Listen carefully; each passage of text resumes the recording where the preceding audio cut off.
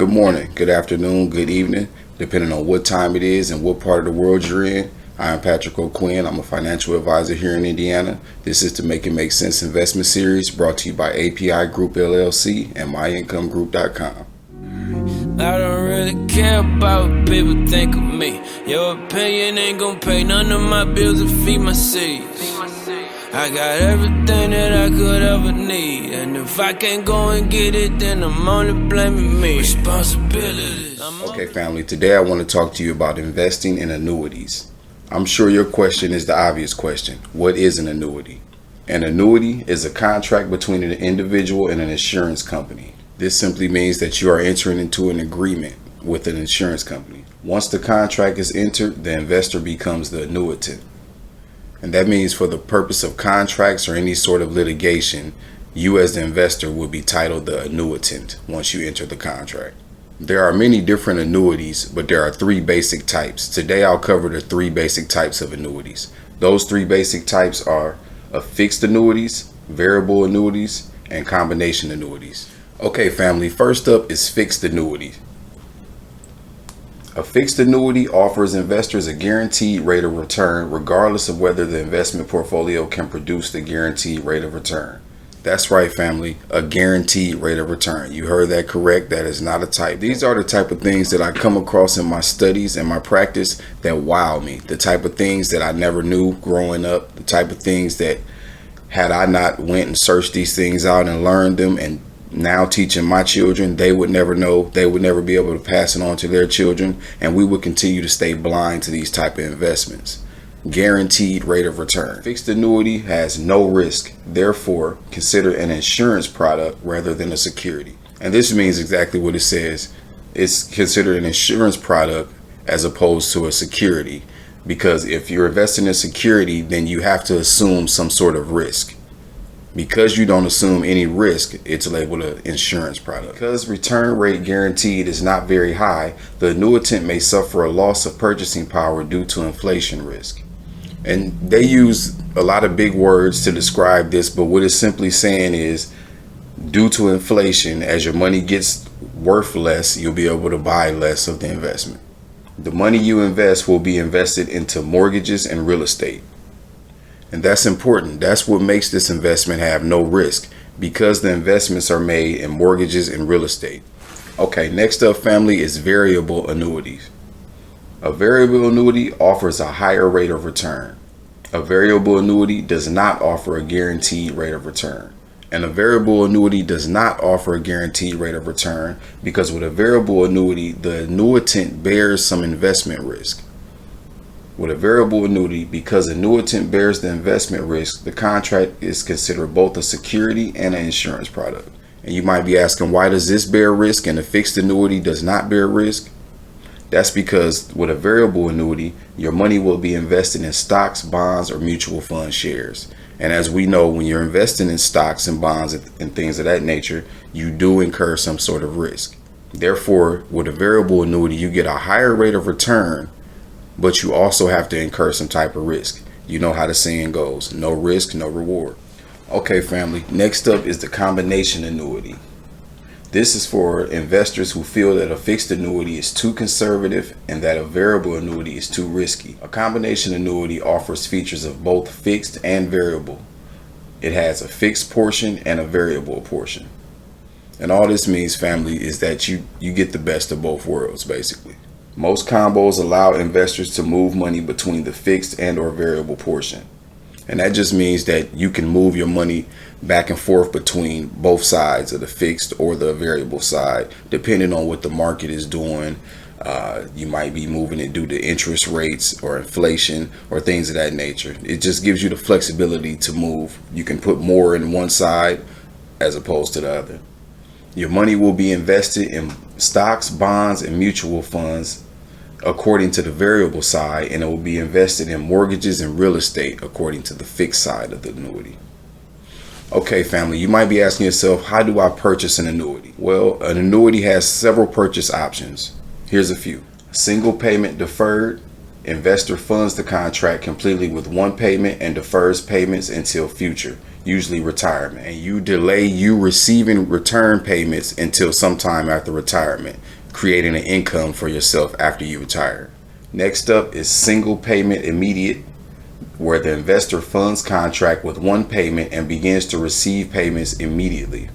And that's usually within 60 days. Usually you'll want to do this after you're 59 and a half, and you'll see why in a second. Next up is periodic payment deferred, where the investor purchases the contract by making regularly scheduled payments. Side note, if the investor misses payment, there is no penalty. And all this means, family, is you can purchase the annuity by making payments. If you happen to miss a payment along the way, you will not be penalized and you can continue to make payments when you can. Okay, now let's talk about how you can get paid from the annuity. Some of the annuity payout options are life only and or straight life, life with period certain, or joint with last survivor. Life only and or straight life gives the annuitant the largest periodic payment. Meaning if you're looking to get the largest payment that you can possibly get from an annuity, this will be the way that you choose to be paid out. With a life only and or straight life annuity, the investor receives payment for the rest of their life. With this type of annuity, no additional benefits paid to the estate after death. That means after you die, the annuity stops. There will be no payments made to your children or to your estate after your death. If the investor has accumulated a large sum in the contract and dies unexpectedly, the insurance company will keep the money. Okay, next up is life with period certain. If you choose to get paid out by life with period certain, that means it will pay out from contract to investor for rest of life or for period certain, whichever is longer. And when they say period certain, they just simply means a period that you set, a time frame that you set, perhaps 10 years, 20 years, 30 years. Life with period certain, the contract will pay out to investors' estate in the event of their death if they die prematurely to their period certain date. So this means if you set a 20-year contract or a 20-year period certain date and you happen to pass, let's say 10, 15 years before that 20 years, then your family or your estate will be able to receive the payments up until that period certain date. Okay, last for the payout options is joint with last survivor. Joint with last survivor, this annuity is owned by more than one party. Using the joint with last survivor payout option, the payments will continue until last owner of contract dies. Side note, it may be at the same rate as when the owner was alive or at a reduced rate depending on the contract. Something to keep in mind, family. Okay, family, those were the payout options. Now let's talk about the ways you can withdraw the money. You can actually take the money out of the account and put the money in your pocket. And you can do that one of three ways: by lump sum, random, or annuitizing the contract. With lump sum and random withdrawals, they are done on a last in, first out basis. That's LIFO, last in, first out. And all that means, family, is the money that you invested last will be the money that you can take out first.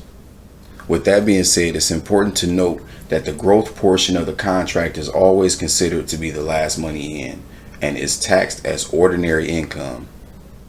If the annuitant is under 59 and a half, the withdrawal is subject to 10% tax penalty as well as ordinary income. That's right, family. This is what I was talking about earlier. You can't start withdrawing the money until after 59 and a half. If you do, you'll be subject to a 10% tax penalty as well as the ordinary income tax. That's why this investment is frequently and most often used as a retirement plan. But investors who need to access the money in a variable annuity may be able to borrow from the contract as long as interest is charged on the loan and is repaid by the investor will not be subject to taxes. Okay, family, so there's your trap door in the investment. That's how you'll be able to get the money out and use it to invest in other things. You borrow the money and you pay it back, and you won't be subject to pay any taxes. You'll still be able to take the money out when you turn 59 and a half and use the money for your retirement. Investor annuitizes the contract. They begin to take the money by receiving monthly payments. Part of each payment is return of investor's cost base, and a portion is the distribution of the account's growth.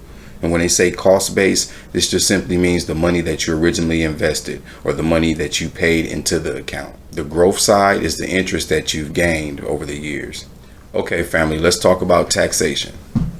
Contributions made to an annuity are made with after-tax dollars. That means this is a non-qualified investment. You will make it with after-tax dollars. What that means is you cannot make it straight from your paycheck before your taxes are paid. The money the investor deposits becomes their cost base and is allowed to grow tax deferred. That means as long as you're depositing money into the account and putting money into the account, or even if you make a lump sum, until you annuitize the contract or take any type of payout, all of your money will grow tax deferred. There will be no tax placed on it until you withdraw the money. And when you withdraw the money, only the growth is taxed. The cost base is returned tax free.